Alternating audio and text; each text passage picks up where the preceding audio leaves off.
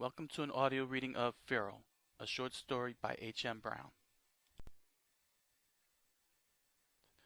Everything looked different. Once human, now an abomination, the world was unlike anything the walker has seen. Black, white, and gray, no color left in the bedroom for the eyes to discern.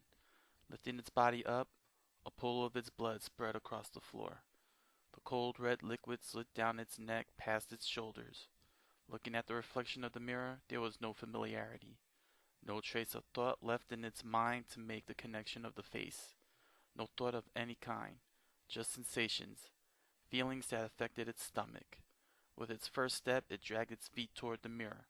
With a bump, the reflecting glass fell over and shattered over. Each step pierced the bare feet.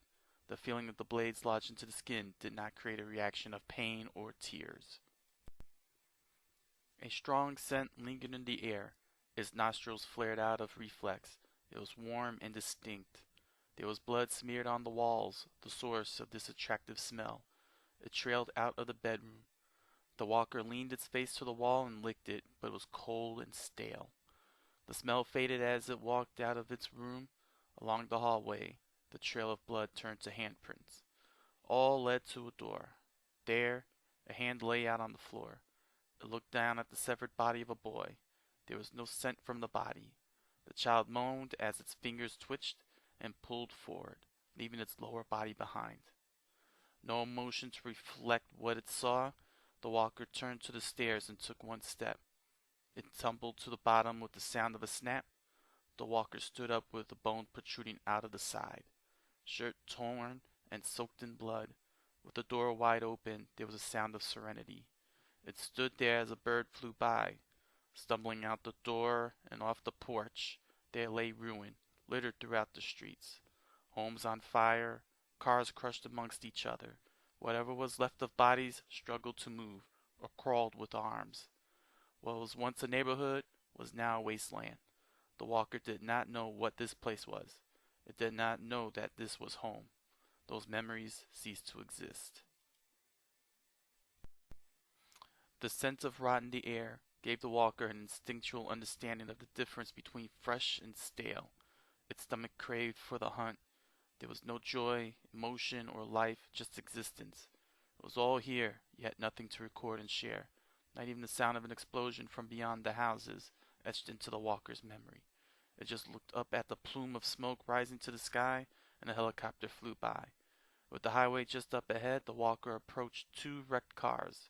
Inside, a girl screamed inside, banging on the window, trying to get the walker's attention. Her last words sounded distant and slow. It made no sense as her lips formed a sentence. Then her screams faded into nothingness as the walker watched two pairs of arms pull her away.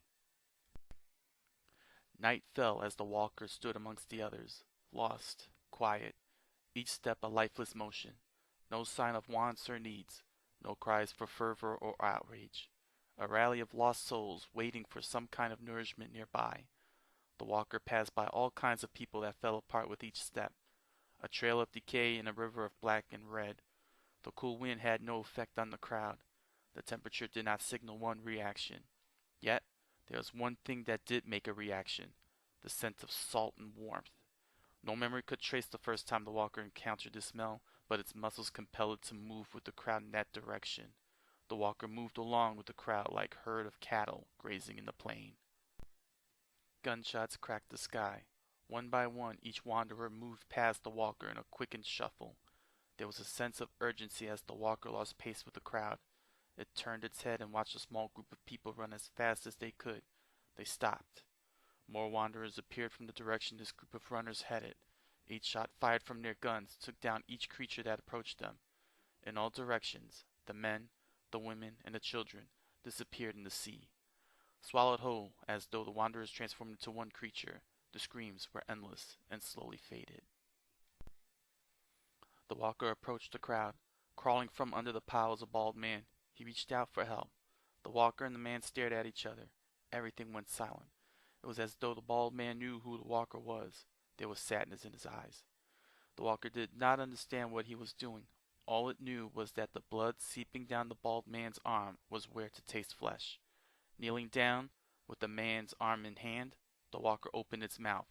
Unfortunately, the walker's teeth chomped on air as it fell aside by a bigger wanderer, who wanted the bald man for itself. The walker sat there and looked up at the severed arm gnawed on. More wanderers gathered around the bald man, tearing him apart while dragging him back into the pile. The walker stood up and moved on. The stars fell out of the sky. A line of light grew beyond the horizon. A walker moved quietly. No sound, no moon, just a peaceful stroll through the wrecked streets. The sky so beautiful at this time, there was no means for her to look up and admire it all. The moon, full and bright, slinked into the abyss as the sun pierced the heavens. The walker stood at an intersection with a canyon of buildings, surrounded by unmoving bodies, headless or disfigured faces. Lurching out of car doors, local office buildings, and bent back with looks of horror frozen in time. The signal light just flashed red repeatedly. A nearby wall of debris piled with an arm sticking out as though reaching for someone or something.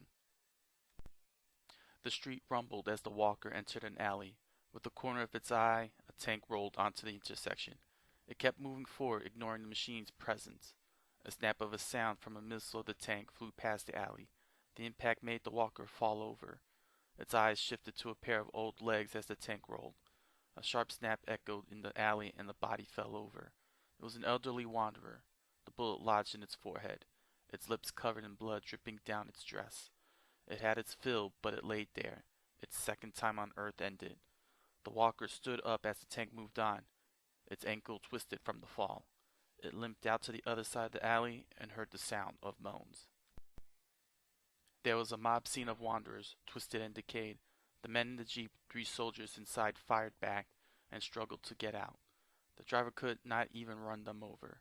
Within seconds, the wanderers pulled the men out and consumed them.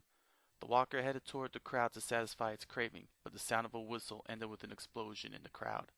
The jeep shattered as did the bodies. Bits, pieces, showers of blood rained on everything. The bitter taste drove the walker away. It entered another alley across the street. In the corner of its eyes, the tank appeared and rolled over the remaining dead, whom reached out as though they were crying for help. At the edge of town, the clouds consumed the morning sky. The squeaking sound nearby attracted the walker. It shuffled past a gate where an impaled body hangs off the spikes. The metal were twisted and bent. Steam rose out of the hood of a minivan, where blood lay spread across the wall. It turned to the side where the sound originated. It was a swing dripping with blood. Tiny shoes rested under the swing, and torn clothes flapped from the wind on the edge of the seesaw. The walker stood before the swing as the wind blew it gently. A trail of blood led to the bushes that were once green. The walker heard a moan and turned to the side. It saw the building and something along the wall. It approached the screaming person, unaware of the moving shadows beyond windows of the building. The closer to the building, the stronger the warm scent of blood. The stomach begged for its nourishment. It dragged its feet faster as the scream grew louder. And there she was, prey. Bone pierced out of the skin, dragging the body as she reached for the metal door. Her hands clawed to reach for the handle. The walker reached its arms out as it got closer. Then it stopped. Everything stopped. The wind howled as the door slowly opened. The prey crawled back as tiny wanderers emerged from the door, bodies pale white, clothes tattered and dirty, lips stained with blood. The prey lay between the walker and the innocent. Their eyes looked starved. They growled, they whimpered. There was a pause. The walker took a step to get the prey, but the little ones rushed around her like little scavengers wanting to feed on the scraps of leftovers. When the walker reached for the shoulder, one of them snapped at its fingers and nearly bit it off. Soon the scent dispersed, and the walker moved on. Outside town, the grass swayed with the wind. The scent of the tall blades was unfamiliar to the walker. The pollen flew in the sky, specks of it attached to the blackened wounds on its shoulder. The blood that trailed along the lush green led to a forest. There was a flash of light within the trees. A crack scared the birds in the distance, and the walker fell over. It lay on the grass, staring out at the moving clouds. The echo of rumbling in the air was faint, for the sound of rustling drowned out the howling sky. The walker turned its head and saw grass part ways. One by one, the dead rose out from beneath the grass, a second breath of life, attracted by the noise from the forest. Each navigated through the blades as a pop snapped out at the sky one after another. Small objects flew over the walker's head and disrupted its view of the one opening in the sky that shined its light. A spotlight consumed the walker's body. The warmth had no effect on it. It could see the yellow circular shape without damaging the eyes.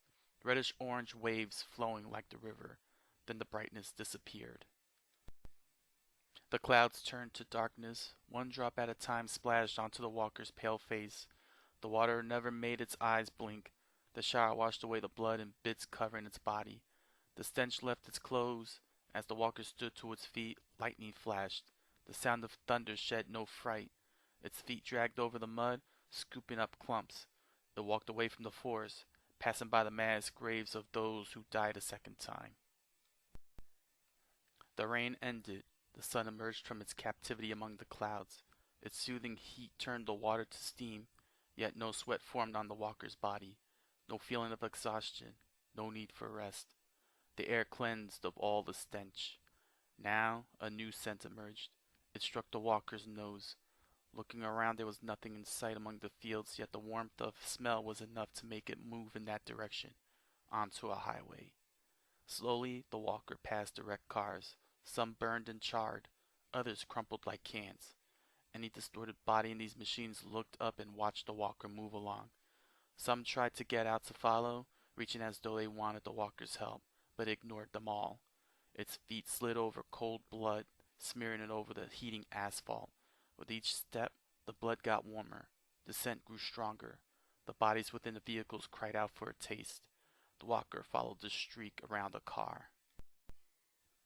It found a young man sitting next to an overturned wheelchair, the wheels bent and dismantled. He took long, deep breaths, warm blood smeared on his shirt. He turned his head out into the field, and the walker saw a woman and a girl running as fast as they could. The walker turned its attention to the young man. It noticed that there was no wound on his body, yet there he was, just sitting there, shivering, muttering, and sweat slid down his forehead. The walker knelt down and licked the sweat off the young man's forehead. The prey pushed it back. The pounding of the car made the walker look up.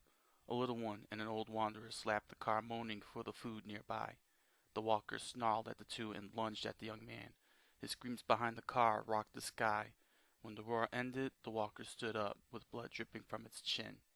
The body of what was once the living slumped on the ground and stared out at the grassy field. What was once the young man now crawled and sloshed into the field toward the direction of the woman and girl. The walker paid it no mind. There was no mental state of satisfaction from a filled stomach for the walker, a bubbling feeling from the inside that had no effect on thought or reason, a new craving of hunger for more flesh and blood, a new scent that awakened its hunger again. The tender warmth of the smell, attractive to the walker's instinct. It walked toward the horizon as wanderers feast on cows and horses in the farmlands ahead. Its new prey, waiting to be consumed, on the road ahead that led to somewhere. The end. This is an audio reading of Feral by H.M. Brown. If you would like a copy of Feral, it is currently available on Duality of Horror, a short story double feature, currently on sale on Amazon Kindle. Click on the link below for your copy today. Thank you for joining us, and have a good evening.